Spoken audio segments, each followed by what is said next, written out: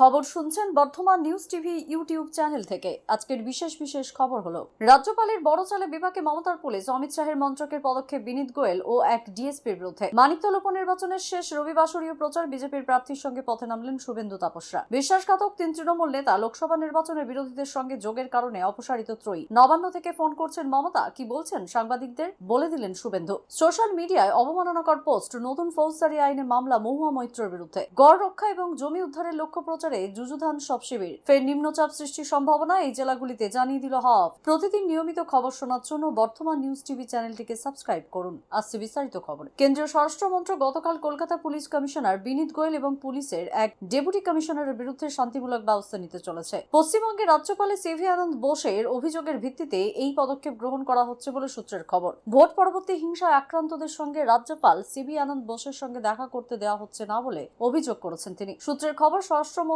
কড়া পদক্ষেপ নিতে চলেছে। পশ্চিমবঙ্গের রাজ্যপাল সিভি আনন্দ বোস অভিযোগ করেছেন যে কলকাতার পুলিশ অফিসার ভোট পরবর্তী হিংসায় আক্রান্ত ব্যক্তিদের সঙ্গে দেখা করতে দেওয়া হচ্ছে না। সংবাদ মাধ্যম সূত্রের খবর, রাজ্যপাল বিনীত গোয়েল ও ডিএসপি ইন্দিরা মুখোপাধ্যায়ের বিষয়ে একটি প্রতিবেদন জমা দিয়েছেন। অভিযোগ করেছেন যে তারা এমনভাবে কাজ করছেন যা সম্পূর্ণরূপে একজন সরকারি কর্মীর উপযুক্ত আচরণ নয়। গত মাসে কেন্দ্রীয় স্বরাষ্ট্রমন্ত্রী অমিত শাহের কাছে একটি প্রতিবেদন জমা দিয়েছিলেন রাজ্যপাল সিভি আনন্দ বোস। সেখানে কলকাতা পুলিশ কর্মকর্তাদের প্রয়োজনীয় অনুমতি প্রদান করা সত্ত্বেও ভোট পরবর্তী হিংসার আক্রান্ত ব্যক্তিদের সঙ্গে তাকে দেখা করতে দেওয়া হয়নি। রাজভবনের পক্ষ থেকে জানানো হয়েছিল, কেন্দ্রীয় স্বরাষ্ট্রমন্ত্রক বাংলার গভর্নর সিভি আনন্দ বোসের জমা দেওয়া বিশদ প্রতিবেদনের ভিত্তিতে আইপিএস অফিসারদের বিরুদ্ধে শাস্তিমূলক ব্যবস্থা শুরু করেছে। রাজভবন থেকে জানানো হয়েছিল, চিঠি প্রতিলিপি রাজ্য সরকারের কাছে 4 জুলাই পাঠানো হয়েছে। রাজভবন সূত্রের খবর, রাজ্যপাল রাজভবনে নিযুক্ত অন্যান্য পুলিশ অফিসারদের বিরুদ্ধে এপ্রিল-মে মাসে এক মহিলা কর্মচারীর মিথ্যা অভিযোগের প্রচার আর উৎসাহিত করার অভিযোগও দায়ের করা হয়েছে। আপনাদের কাছে একটি ছোট্ট রিকোয়েস্ট, আমরা এই ভিডিওতে 2000 লাইক এবং 1000 সাবস্ক্রাইব টার্গেট করেছি,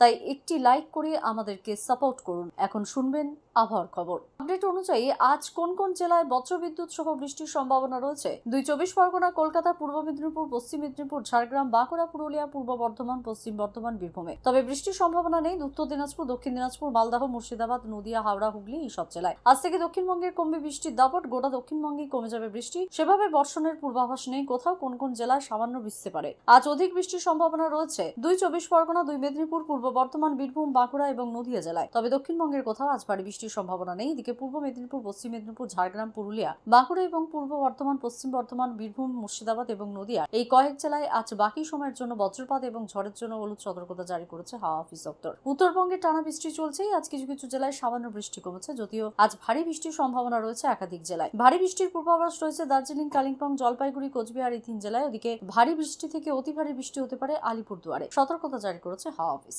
10 জুলাই মানিকতলা বিধানসভা উপনির্বাচন। এই কেন্দ্রে বিজেপি প্রার্থী করেছে কল্যাণ চৌবেকে। আগামীকালই শেষ হচ্ছে প্রচারের সময়। তার আগে অর্থাৎ আজ 7 তারিখ ছিল শেষ রবিবাসরীয় প্রচার। তাই শেষ রবিবাসরীয় প্রচারে বিজেপির প্রার্থী হয়ে মিছিল করলেন রাজ্যের বিরোধী দলনেতা রবিবার রথ। সে কারণে সকাল থেকে পথে নেমে প্রচারে সামিল হয়েছিলেন বিজেপির নেতাকর্মীরা। মানিকতলা উপনির্বাচনের শুভ রথযাত্রা দিন রবিবাসরীয় সকালবেলায় ভারতীয় জনতা পার্টির দলীয় প্রার্থী কল্যাণ চৌবের সমর্থনে প্রচার সারলেন রাজ্যের বিরোধী দলনেতা শুভেন্দু অধিকারী, তাপস রায়। এরা অন্যদিকে এই কেন্দ্রের শাসক দল প্রার্থী করেছে প্রয়াত বিধায়ক সাধন পাণ্ডের স্ত্রীকে। রথযাত্রার কারণে সকাল থেকেই প্রচার মিছিল করেন তারা। প্রচার মিছিলে সামিল হয়েছিলেন উত্তর কলকাতা লোকসভা কেন্দ্রের বিজেপির পরাজিত নেতা তাপস রায়। এক সময় তিনি এবং শুভেন্দু দুজনেই সাধন পাণ্ডের হয়ে প্রচার করেছিলেন। এখন দুই নেতাই রয়েছেন বিজেপিতে। লোকসভা ভোটে বিজেপি তেমন ফল ভালো করতে পারেনি, সেই কারণে অনেকটাই মুচড়ে রয়েছে বিজেপি কর্মীরা। একাধিক জায়গায় অসন্তোষ ধরা পড়েছে। লোকসভা নির্বাচনের ফল ঘোষণার পর থেকে দলের অন্দরে থাকা বিশ্বাসঘাতক চিহ্নিত করার উপর জোর দিচ্ছিল বাঁকুড়া জেলা তৃণমূল। তাদের কোনোভাবেই রেয়াত করা হবে না বলেও বারবার হুঁশিয়ারি দেন জেলা তৃণমূল নেতৃত্ব। এবার সেই প্রক্রিয়া শুরু হলো। নির্বাচনের বিরোধীদের সঙ্গে যোগসাজশের অভিযোগ তুলে শনিবার বাঁকুড়ার সিমলাপাল, পাঠশালা এবং কেঞ্জাকুড়া অঞ্চলে দায়িত্বপ্রাপ্ত অঞ্চল সভাপতিদের সরিয়ে দিল তৃণমূল। যার প্রেক্ষিতে বিজেপির কটাক্ষ, নিজেদের দুর্বলতা ঢাকতে দলের নিচুতলার নেতাদের এভাবে বলির পাঠা করা হচ্ছে। সদ্য শেষ হওয়া লোকসভা নির্বাচনে হাড্ডাহাড্ডি লড়াই হয়েছে বাঁকুড়ায়। শেষ পর্যন্ত 33,000 ভোটে জয়ী হয় তৃণমূল। কিন্তু জয়ের পর আত্মতুষ্টিতে ভুগতে রাজি নন তৃণমূল জেলা নেতৃত্ব।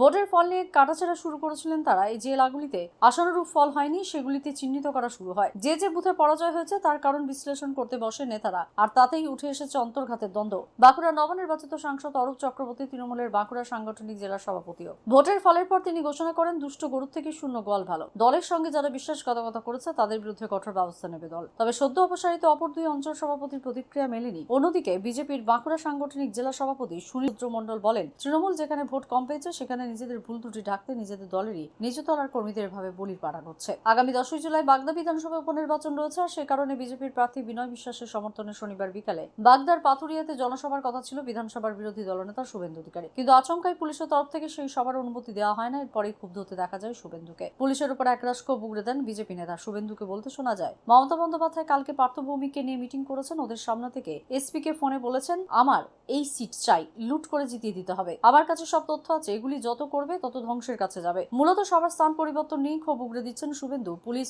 পাথুরিয়ার বদলে সভা করার অনুমতি দেয় সিন্দ্রানীতে। সেই মতো এদিন বিজেপির প্রার্থী সমর্থনে প্রচার করেন। এদিকে পুলিশের হুমকির প্রসঙ্গে তৃণমূল নেতা শান্তনু সেন বলেন, ভোটের আগে পুলিশকে ভয় দেখানো, হুমকি দেওয়া এগুলো বিজেপির কালচার। একসময় নবান্ন অভিযানের নামে বিজেপি কিভাবে তাণ্ডব করেছিল, এসপি অফিসারকে মেরে হাত ভেঙেছিল, পাগড়ি পরা আইএএস অফিসারকে গালিগালাজ করেছে, প্রশাসনকে ন্যূনতম সম্মান দিতে জানে না। নতুন ফৌজদারি আইনে মামলা তৃণমূল সাংসদ মহুয়া মৈত্রের বিরুদ্ধে। জাতীয় মহিলা কমিশনের প্রধান রেখা শর্মার বিরুদ্ধে অবমাননাকর মন্তব্যের কারণে তৃণমূল কংগ্রেস সাংসদ মহুয়া মৈত্রের বিরুদ্ধে মামলা করেছে দিল্লি পুলিশ। গত বৃহস্পতিবার মহুয়া মৈত্র একটি ভিডিওতে রেখা শর্মাকে নিয়ে মন্তব্য করেছিলেন। ভিডিওটিতে দেখা যাচ্ছে একজন লোক রেখা শর্মার পিছনে ছাতা ধরে আছেন। সেখানে একজন সোশ্যাল মিডিয়া ব্যবহারকারী প্রশ্ন করেছেন, কেন রেখা শর্মা নিজের হাতে নিজে ছাতা নিতে পারছে না। সেখানে মহুয়া মৈত্র মন্তব্য করেন, তিনি অর্থাৎ রেখা শর্মা তার বসের পাজামা ধরে রাখতে খুব ব্যস্ত। তারপরেই জাতীয় মহিলা কমিশনের তরফে তীব্র প্রতিক্রিয়া জানানো হয়। বলা হয় মন্তব্যগুলি আপত্তিজনক এবং একজন মহিলা মর্যাদার অধিকারের লঙ্ঘন। সেখানেই বলা হয় মহুয়া মৈত্রের বিরুদ্ধে এফআইআর করা উচিত। এরপরেই মহুয়া মৈত্র তার বিরুদ্ধে ব্যবস্থা নিতে দিল্লি পুলিশকে চ্যালেঞ্জ করেন। লোকসভা ভোট শেষের অল্প দিনের মধ্যেই 4 বিধানসভা কেন্দ্র মানিকতলা, বাগদা, রানাঘাট দক্ষিণ ও রায়গঞ্জ উপনির্বাচন। লোকসভা ভোটের নিরিখে মানিকতলা ছাড়া বাকি 3 কেন্দ্রে এগিয়ে বিজেপি।